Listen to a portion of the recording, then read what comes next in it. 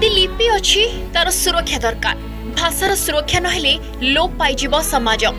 सांताली समुदाय पई सेमती जणे जोगजन्मा थिले पंडित रघुनाथ मुर्मू अलौकिक भाषार रचयिता पंडित रघुनाथ मुर्मूंको से 19तम जन्म जयंती उत्सव मुखर थिला तांको समाधिस्थली दांडबोस और राष्ट्रपति द्रौपदी मुर्मूंको गस्तकु नै आहुरी उत्साहित थिले स्थानीय बासिंदा।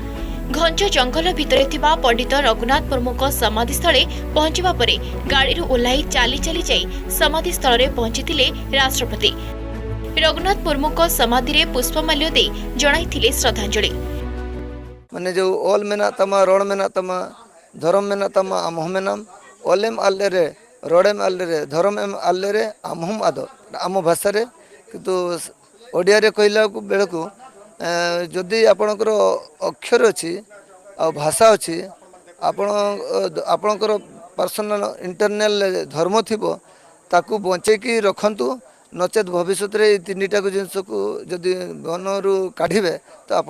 सुनिश्चित लुप्त पाइबे। माने से जे बापांकर गोटे निजर से आसचंती